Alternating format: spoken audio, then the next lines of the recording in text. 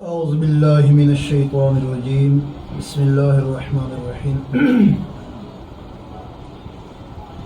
يا أيها الذين آمنوا اتقوا الله وكونوا مع الصادقين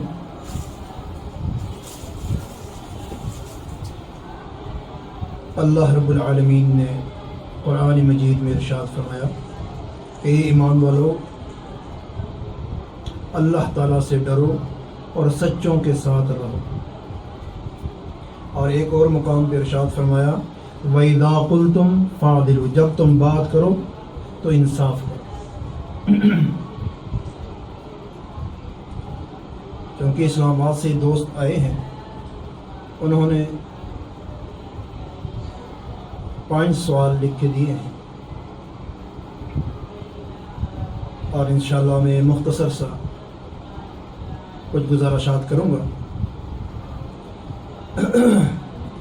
اس میں جو سب سے پہلا سوال ہے وہ یہ ہے کہ کیا محمد علی مرزا اور سید محمد نذیر حسین محدث دہلوی کا عقیدہ ایک ہے؟ دوسرا سوال ان کا یہ ہے، کیا امام ابن تیمیہ نے متواتر حدیث کو جھوٹ کہا ہے؟ تیسرا سوال یہ ہے، کیا تحفہ اثنا عشریہ کی 12 جلدیں ہیں؟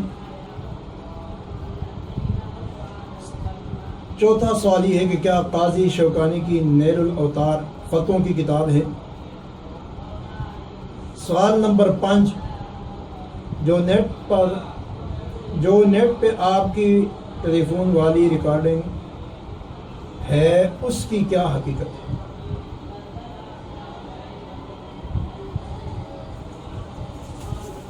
اور سوال نمبر 6،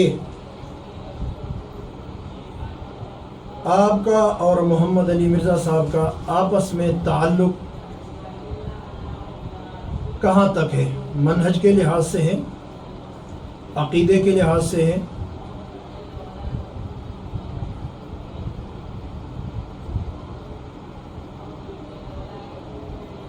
جہاں بات رہی تعلق کی، تو تعلق تو ظاہر ہے کہ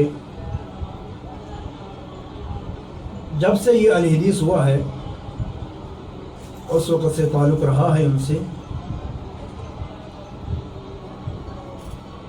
اور انہوں نے اپنے تقریر میں اس بات کی بڑی وضاحت کی ہے کہ میں 31 سال بریلی رہا،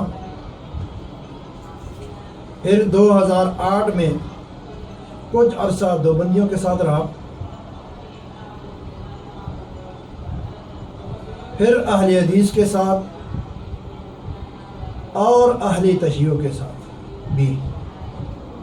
تمہیداً میں آخری بات آج کے لیکچر کے حوالے سے بڑی ضروری ہے وہ کر دوں کہ بھائیو، آپ میں سے اکثر لوگ میرے ماضی کے بارے میں جانتے ہیں کہ میں تقریباً 31 سال تک بریلوی رہا، اور پھر 2008 میں کچھ عرصہ دیوبند کے ساتھ بھی گزرا، پھر اہل حدیث کے ساتھ بھی اور اہل تشیع کے ساتھ بھی۔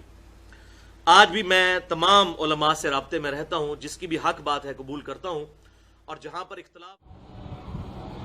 اور اس کے بعد انہوں نے کہا کہ میرا علماء کے ساتھ رابطہ بھی ہے۔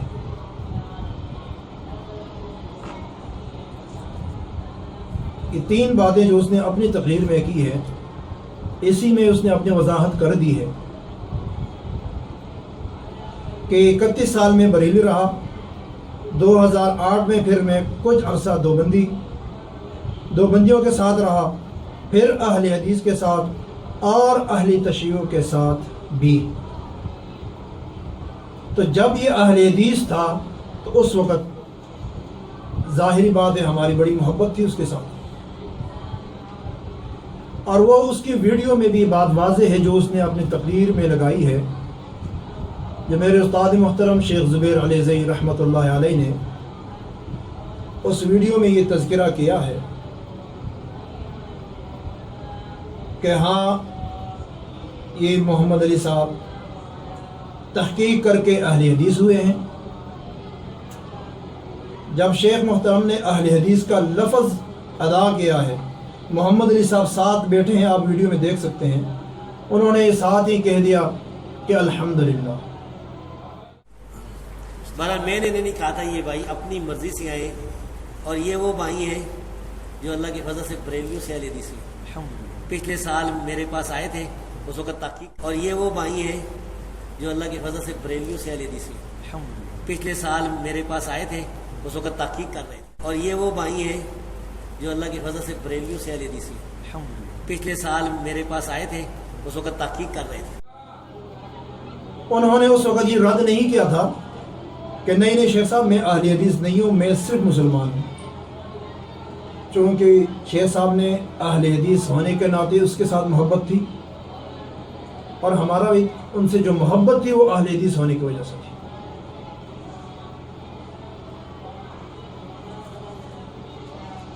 جب بعد میں اس نے اس بات کی وضاحت کی کہ میں اہل تشیع کے ساتھ بھی، تو اس کے بعد اب وضاحت نہیں ہے کہ اب علماء سے جو اس کا رابطہ ہے کن علماء سے رابطہ ہے. کیا وہ علماء حق اہل حدیث ہیں، اہل سنت میں سے ہیں، یا اہل تشیع سے ہیں، جس طرح فیصل آباد کا جو اسحاق جہال صاحب تھے فوت ہو گئے ہیں، یا یہ ان سے زیادہ متاثر ہیں. ان کے بارے میں تو فیصل آباد کے علماء اہل حدیث نے یہ فتویٰ دیا تھا کہ اہل حدیثوں کے ساتھ اس کا کوئی تعلق نہیں، اور اس میں رافضیت پائی جاتی ہے. تو اس کے بعد جو ٹیلی فون والا رابطہ جو ہے، یہ تو ظاہر ہے دیوبندی بھی ہمارے ساتھ ٹیلی فون والا رابطہ رکھتے ہیں، بریلی بھی رکھتے ہیں، اور محمد علی صاحب بھی اگر ٹیلی فون پہ ہمارے ساتھ رابطہ رکھتے ہیں تو اس کا مطلب یہ نہیں کہ ہمارا اور ان کا منہج ایک ہو.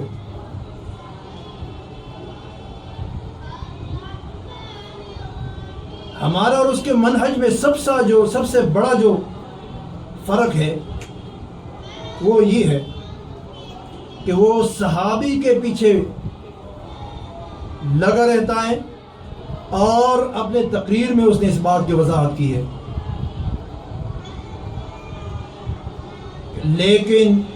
لیکن سو بسم اللہ غلطیاں ہم بیان کریں گے. بہرحال اس معاملے میں جن لوگوں نے بھی سیدنا علی کے ساتھ زیادتی کی، چاہے وہ حضرت امیر معاویہ رضی اللہ تعالیٰ عنہ ہوں، یا حضرت مغیرہ ابن شعبہ رضی اللہ عنہ ہوں، یا حضرت عمر ابن عاص رضی اللہ عنہ ہوں، ہم کسی پر لعنت کرنے کے قائل نہیں ہیں، لیکن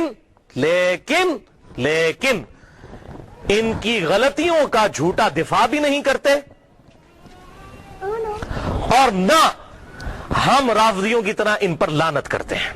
ان کا معاملہ ہم اللہ کے سپرد کرتے ہیں، غلطی جو ہے سو بسم اللہ بیان ہوگی. تو ہمارا جو اختلاف کا بنیاد ہے نا ان کے ساتھ، وہ یہ ہے کہ صحابی کے بارے میں آپ انگلی نہیں اٹھا سکتے ہیں.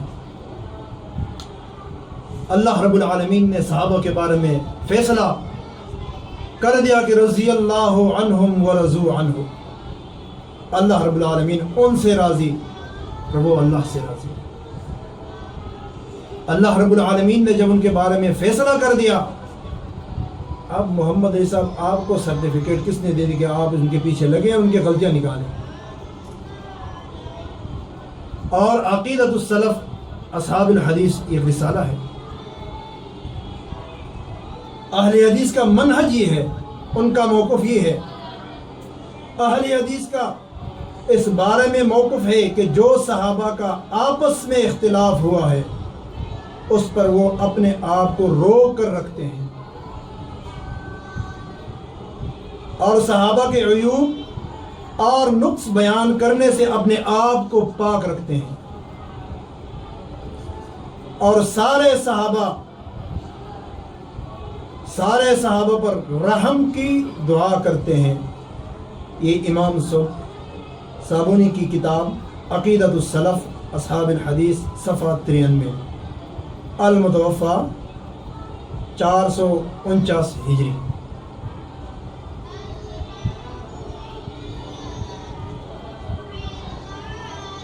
اہل حدیث کا تو یہ عقیدہ ہے کہ کسی صحابی پہ بھی آپ انگلی نہیں اٹھا سکتے. اور محمد علی صاحب کا جب صحابی کے پیچھے انگلی اٹھانا اور اس کے غلطیاں ڈھونڈنا، تو سب سے مطلب کہ بڑا جو اختلاف ہے، منہجی اختلاف ہمارا، یہ سب سے پہلا نمبر بھی آ گیا۔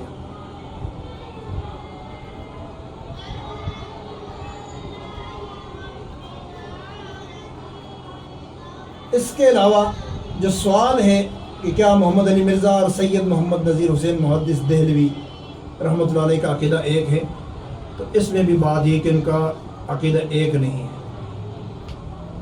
جو محمد علی مرزا کا عقیدہ ہے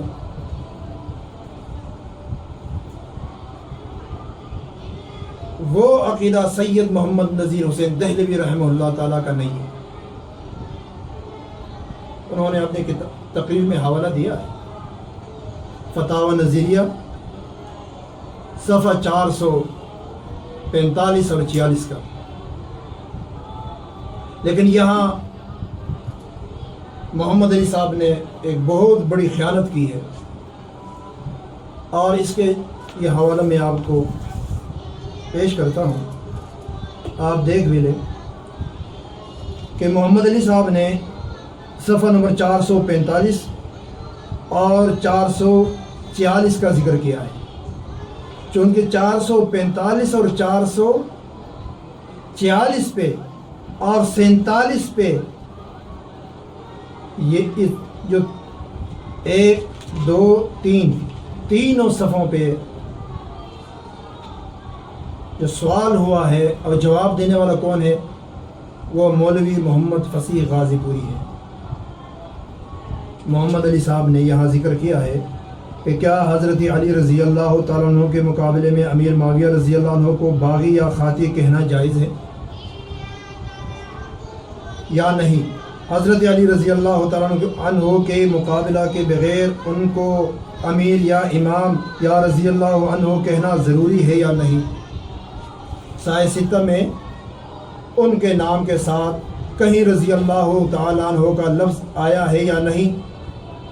اور وہ غلطی یا بغاوت جو امیر معاویہ سے سرزد ہوئی پھر اس کا اتمال ہو گیا تھا یا آخری دم تک قائم رہا؟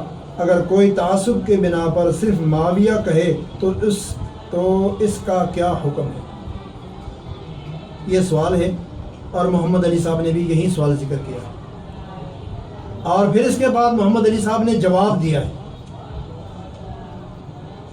کہ حضرت علی رضی اللہ عنہ کے مقابلہ میں جہاں امیر معاویہ کا تذکرہ ہو، لیکن یہ جواب کس کا ہے؟ جواب از مولوی محمد فصیح غازی پوری۔ محمد علی صاحب نے یہ خیانت کی ہے کہ محمد فصیح غازی پوری کی عبارت، اس کا جواب سید محمد نذیر حسین دہلوی کے کھاتے میں ڈال دیا۔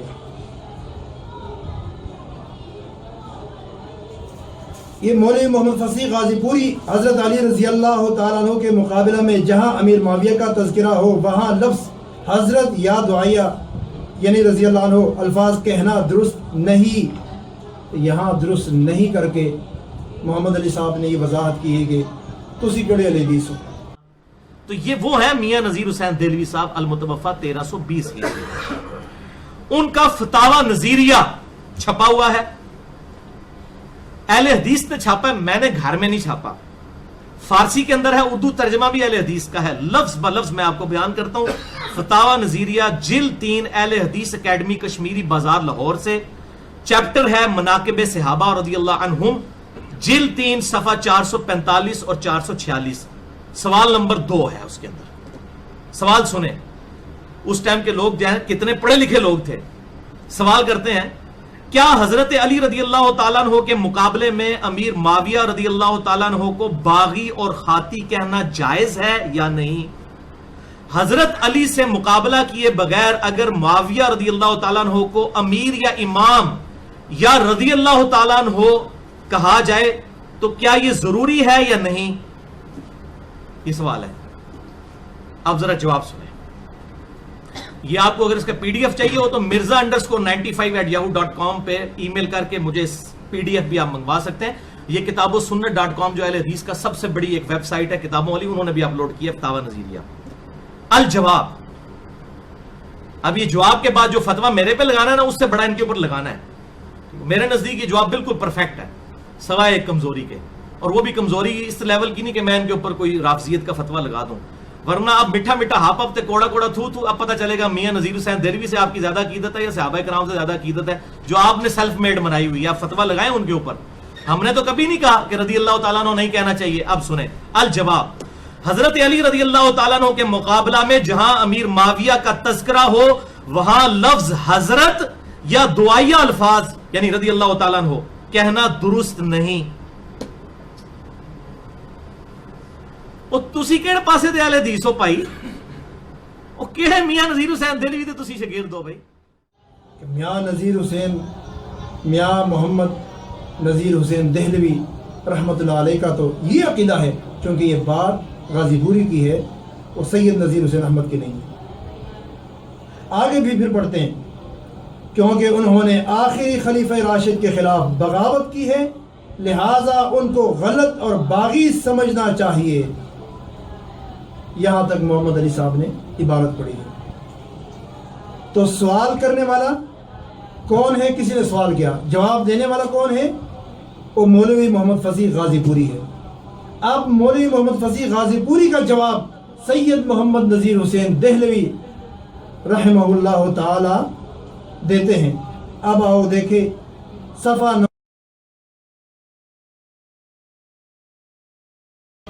آگے بھی عبارت ہے. آپ اگر اس کتاب کو پڑھنا چاہیں تو یہ صفحہ 56 تک مکمل جواب ہے، لیکن جو ہمارے مقصد والی بات ہے وہ 448 سے شروع اور 450 پہ محمد علی صاحب کی عبارت کے مطابق یہاں وہ فتویٰ ختم ہوتا ہے. دیکھو جی، یہاں اوپر جو ہے یہ فارسی ہے، فارسی میں لکھا ہے کہ جواب مولوی محمد فصیح صاحب. اب نیچے آ گیا اردو میں الجواب. جناب سید محمد نذیر حسین صاحب رحمۃ اللہ علیہ اہل عقل و دیانت پر مخفی نہیں کہ امیر معاویہ رضی اللہ عنہ رسول اللہ صلی اللہ علیہ وسلم کے صحابی ہے. حضرت عبداللہ بن عباس نے کہا کہ رسول اللہ صلی اللہ علیہ وسلم کے صحابہ کو گالیاں نہ دو. رسول اللہ صلی اللہ علیہ وسلم کی صحبت میں ان کا ایک ساتھ بیٹھنا تمہارے 40 سال کے اعمال سے بہتر ہے، اور وکی کی روایت میں عمر بھر کے اعمال سے بہتر ہے کہ الفاظ ہیں. یہ بات ان کا جو جواب ہے یہاں سے شروع ہوتا ہے. اور پھر آپ آگے آئے صفحہ نمبر 450 پہ. یہاں سید محمد نذیر حسین دہلوی رحمۃ اللہ علیہ کا جواب دیکھیں. کیونکہ اہل سنت کے نزدیک صحابہ کے لیے رضی اللہ عنہ کہنا بالاتفاق مستحب ہے، اور صحابی ہونے کی حیثیت سے ان کے متعلق حضرت علی رضی اللہ عنہ کے مقابلہ میں بھی حضرت اور رضی اللہ عنہ کے الفاظ کہنا مستحب ہے، ممنوع نہیں ہے. کیونکہ آپس کی لڑائی سے صحابہ صحابیت کی بزرگی سے محروم نہیں ہو جاتے. ہاں، رافضی کا مذہب اس کے خلاف ہے. اب سید محمد نذیر حسین دہلوی کا فتویٰ یہ ہے، اور آپ اب انصاف کریں کہ محمد علی صاحب نے کیا کیا. محمد علی صاحب خود کہتے ہیں کہ لوگ جو ہے نا وہ خیانت کرتے ہیں، تو محمد علی صاحب آپ خود کیا کرتے ہیں؟ اتأمرون الناس بالبر وتنسون انفسکم. اچھا، یہ پہلا سوال تھا. تو پہلا سوال کا یہ عبارت بھی یہی ہے، اور پھر انشاءاللہ اس کو ہم آپ کو واضح بھی کر دیں گے.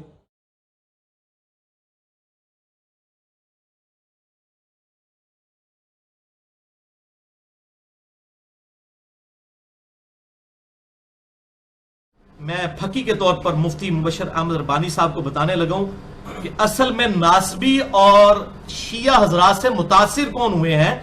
آپ کے روحانی باپ بہت بڑے عالم دین امام ابن تیمیہ المتوفا 728 ہجری وہ ناسبیوں اور شیعہ سے متاثر ہو کر انہوں نے غلو کیا ہے اہل سنت کے عقائد کے اندر. اور میں حوالہ دینے لگا ہوں ان کی سب سے مشہور کتاب منہاج السنہ کی. آپ 7ویں جلد پڑھ لیں, صفوں کے صفحے انہوں نے کالے کیے ہیں صرف ایک حدیث کو ضعیف ثابت کرنے کے لیے. اور بعض اوقات انہوں نے اس کو کہہ دیا یہ جھوٹی روایت ہے اور وہ حدیث وہ ہے جو حدیث سے متواتر ہے.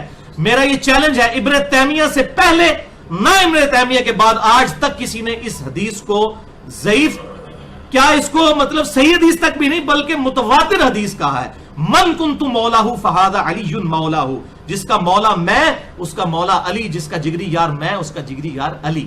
یہ حدیث جامعہ ترمذی میں موجود ہے, مسند احمد میں موجود ہے, سنن نسائی الکبریٰ کے اندر موجود ہے اور کئی کتابوں کے اندر موجود ہے. شیخ البانی نے بھی اسے حدیث متواتر کہا اور شیخ زبیر علی صاحب رحمہ اللہ نے بھی اسے حدیث متواتر کہا. ہم ان کا کلپ بھی یہاں پر میں ایک ریکارڈڈ ہے میرا مسئلہ نمبر 102 کا, انشاءاللہ تعالی اس میں وہ ڈال بھی دیں گے کلپ بھی, جس میں نے اس حدیث کا پورا تعارف کروایا ہے جس کو امام ابن تیمیہ نے منہاج السنہ میں لکھا یہ جھوٹی روایت ہے. اب حدیث متواتر کا انکار اہل سنت کے ہاں کفر ہوتا ہے.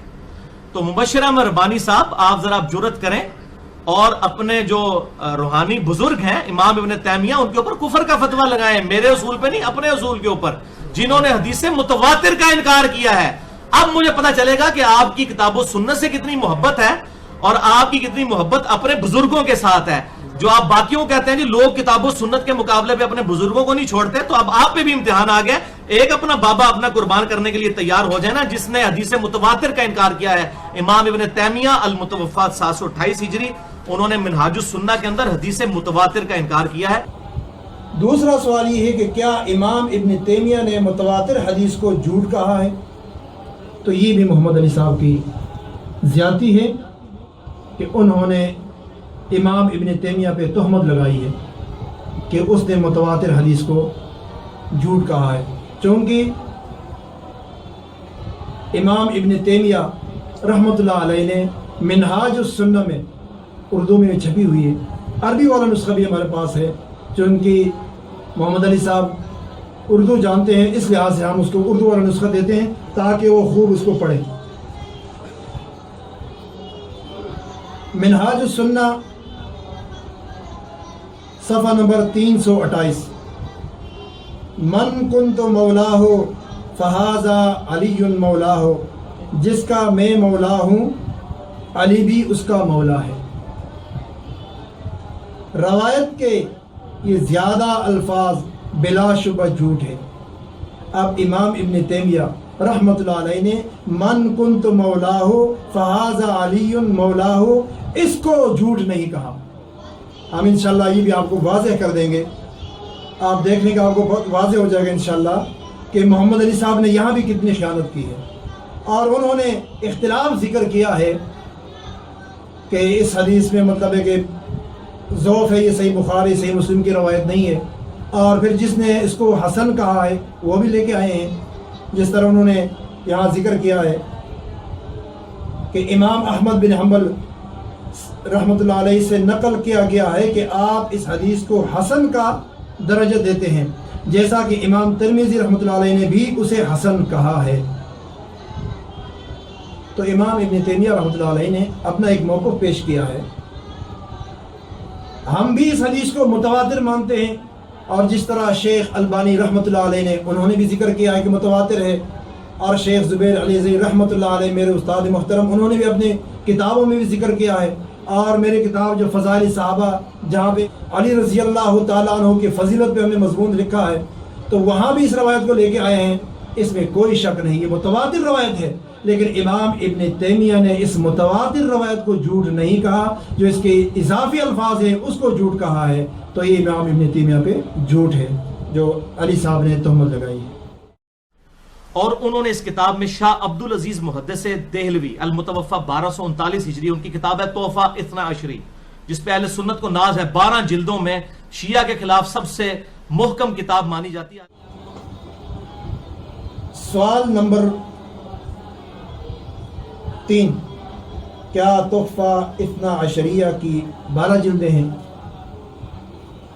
تو تحفہ اثنا عشریہ کی 12 جلدیں نہیں ہیں, اس کے ایک ہی جلد ہے. یہ ہمارے مکتبے میں الحمدللہ موجود ہے. اور محمد علی صاحب نے اسی کا حوالہ دیا ہے کہ تحفہ اثنا عشریہ حضرت شاہ عبدالعزیز محدث دہلوی المتوفہ 1239، اور وہ اپنی تقریر میں ذکر کرتے ہیں کہ 12 جلدوں میں. تو محمد علی صاحب نے اپنی تقریر میں یہ ذکر بھی کیا ہے کہ میں کنویں سے باہر نکلا ہوں. تو ممکن ہے کہ اس کنویں میں بقایا 11 جلدیں ہوں، تو محمد علی صاحب جائیں اور اس کنویں سے 12 جلدیں بھی نکالیں، 11 جلدیں، تاکہ عوام اس سے فائدہ اٹھائے اگر اس میں کوئی فائدے والی باتیں ہو تو. کیونکہ ایک جلد ہمارے پاس ہے، تو 11 آپ نکال دیں اس کنویں سے تو آپ کی بات پوری ہو جائے گی. اگر اس کے 11 جلدیں نہیں ہیں تو اس میں مطلب ہے کہ آپ کا علماء کے ساتھ اصل میں چونکہ رابطہ نہیں ہے، تو اس لحاظ سے آپ کے علم میں بھی یہ بات نہیں کہ اس کے کتنے جلدیں ہیں. اسی طرح اہل حدیث کے ایک عرب میں بہت بڑے عالم ہیں امام شوکانی، بڑے مشہور ہیں، المتوفہ 1250 ہجری. انہوں نے نیل الاوتار، بڑی کتاب اہل حدیث کی مشہور ہے یہ فتووں کی، نیل الاوتار. سوال نمبر 4، کیا قاضی شوکانی کی نیل الاوتار یہ فتووں کی کتاب ہے؟ تو عرض ہے کہ یہ فتووں کی کتاب نہیں. یہ بھی میں آپ کو دکھائی دیتا ہوں. یہ نیل الاوتار ہے، یہ حدیث کی شرح ہے، اور اس کے صفحہ نمبر 18 پہ وضاحت موجود ہے. یہاں مطلب ہے کہ یہ منتقل اخبار حدیث کی کتاب ہے اور نیل الاوتار اس کی شرح ہے. تو محمد علی صاحب جو علماء سے دور رہتے ہیں نا، تو پھر اس قسم کے ٹھوکرے وہ کھا لیتے ہیں، اور جب تک وہ علماء سے دور رہے گا تو اسی طرح ٹھوکرے کھائے گا. مثال کے طور پہ یہ میرے شیخ کی کتاب ہے فتاوی علمیہ، فتاوی علمیہ المعروف توضیح الاحکام. یہ اب فتاوی ہے. اگر ایک آدمی اس کو فتووں کا کتاب کہیں، دیکھو یہ میرے شیخ کی کتاب ہے جو انہوں نے کام کیا ہے، اضواء المصابیح فی تحقیق مشکات المصابیح، اس پہ شیخ نے کام کیا ہے. تو یہ شرح والی کتاب ہے، یہ شرح ہے اور یہ فتویٰ ہے. اگر ایک آدمی کہیں اس کو کہ یہ شرح ہے، فتووں کو شرح کہے اور شرح کو فتویٰ کہے، تو آدمی یہی سمجھے گا کہ جاہل، اس کو پتہ ہی نہیں کہ فتووں کو شرح میں لے کے آتے ہیں اور شرح جو ہے نا وہ فتووں میں لے کے آتے ہیں.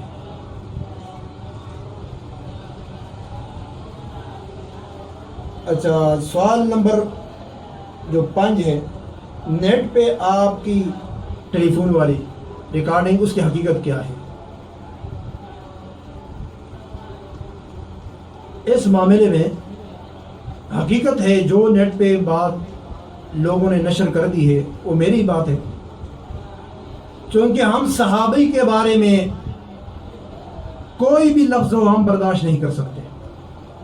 مثال کے طور پہ اس کے غلطیوں کے لحاظ سے، فضائل پہ تو الحمدللہ ہم امام ابن حنبل کی کتاب دیکھو، فضائل صحابہ جو میں نے کام کیا الحمدللہ، شیخ صاحب نے تحقیق و تخریج سے جو چھپی ہے فضائل صحابہ کتاب، اور اس میں الحمدللہ تمام صحابہ تقریباً 20-22 صحابوں کو میں نے ذکر کیا ہے یہاں کہ صحابہ سے محبت،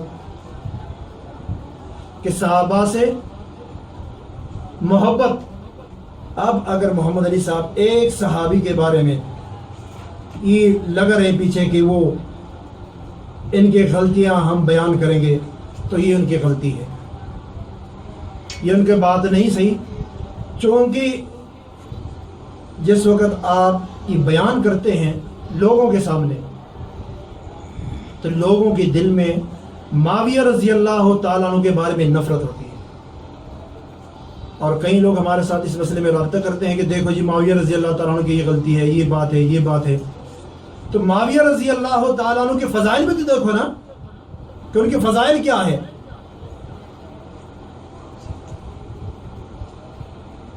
تو جس وقت محمد علی صاحب نے اپنے موقف کے بعد جب آئی تو اس نے ایک آدمی کو پیش کیا کہ دیکھو یہ آدمی اسلام آباد سے آیا ہے، حسن علی نقوی یا اس طرح کوئی نام ہے، اس کی چھوٹی چھوٹی داڑھی ہے. میں تو ابھی تک اس کو شیعہ سمجھتا تھا اور میرا شیخ بھی اس کو شیعہ سمجھتا رہا. اور پھر ابھی محمد علی نے بتایا کہ نہیں وہ شیعہ نہیں، وہ بریلی ہے، سنی ہے، تو ممکن ہے کہ وہ بریلی ہو، کیونکہ جب ہاسپٹل میں شیخ رحمۃ اللہ علیہ کی عیادت کے لیے جب وہ آئے تھے تو میں نے اس وقت اس کو دیکھا تھا، تو شلوار وہ بالکل گھسیٹتے ہوئے آ رہا تھا، داڑھی اس کی بالکل چھوٹی تھی، اور ابھی اس کے ویڈیو میں بھی آپ دیکھ لیں۔ تو محمد علی صاحب نے قرآن کی آیت پیش کی ہے کہ کوئی ایک فاسق اگر خبر لے کے آئے تو تم اس کی تحقیق کرو۔ اگر یہ ایک آدمی جو اس کے پاس خبر لے کے گیا ہے کہ شیخ نے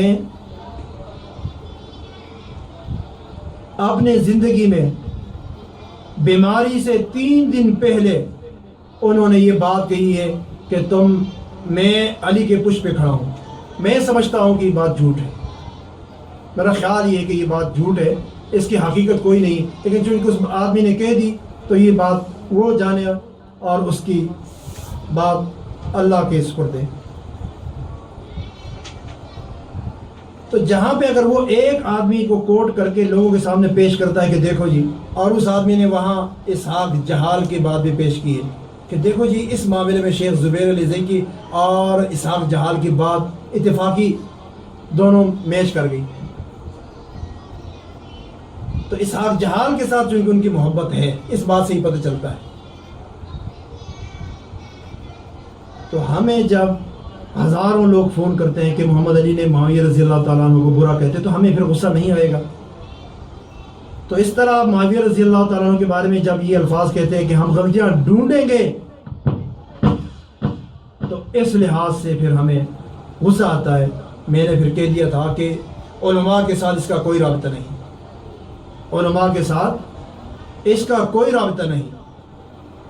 اگر اس کا علماء کے ساتھ رابطہ ہے تو وہ بتا دے کون کون ہے، تاکہ ہم بھی ان علماء سے پوچھیں۔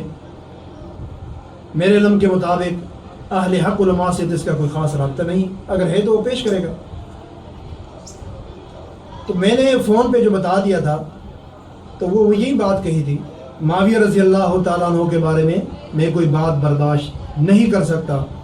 اور اس بارے میں یہ بھی یاد رکھیں کہ علی رضی اللہ تعالیٰ عنہ کا وہ قول صحیح بخاری میں ہے کہ علی رضی اللہ تعالیٰ عنہ نے فرمایا حدث الناس بما يعرفون اتحبون ان يكذب اللہ ورسولہ، کہ لوگوں سے وہ باتیں کرو جو صحیح ہو، جنہیں وہ پہچانتے ہو۔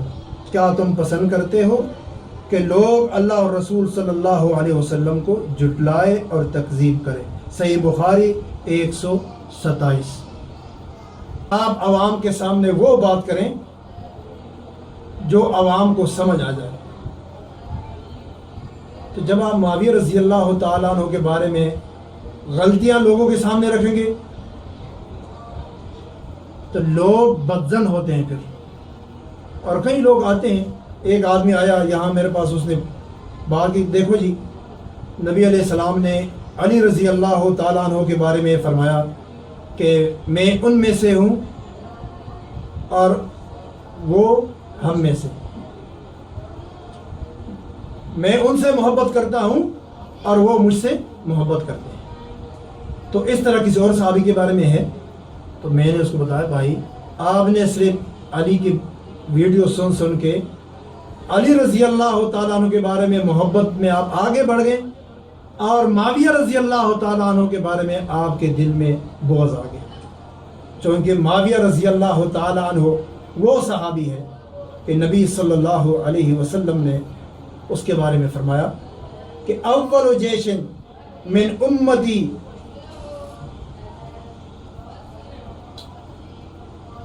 کہ میرے امت کا پہلا لشکر جو سمندر میں جہاد کرے گا ان کے لیے جنت واجب ہے۔ صحیح بخاری ہے، صحیح بخاری 2924 نمبر حدیث۔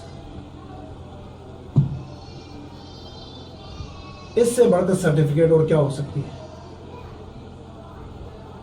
تو معاویہ رضی اللہ تعالیٰ عنہ کے بارے میں جب اس نے بات کی تو ہم یہ بات کہہ دیتے ہیں، اور اس کی ویڈیو میں بھی یہ بات واضح ہے لیکن 100 بسم اللہ ہم غلطیاں بیان کریں گے، تو اس لحاظ سے اس کی اس تقریر سے، ان الفاظوں سے رافضیت کی بو آ رہی ہے۔ اور جہاں تک ہمارا رابطہ ہے تو فون پر اسی طرح اگر وہ فون کریں تو ہم جواب دے دیتے ہیں، اسی طرح اگر کوئی دیوبندی، بریلی، کوئی بندہ ہمیں فون کرے تو ہم جواب دیتے ہیں، اس میں کوئی مسئلہ نہیں۔ اور اگر اس کے اہل حدیث کے ساتھ محبت نہیں تو ہمارے بھی ان کے ساتھ کوئی محبت نہیں۔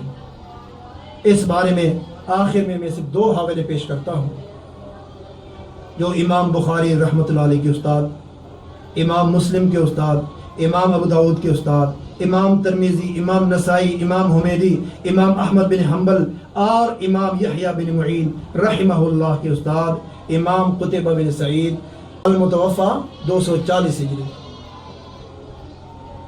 انہوں نے فرمایا اگر تو کسی آدمی کو دیکھے کہ وہ اہل حدیث سے محبت کرتا ہے تو یہ شخص سنت پر ہے۔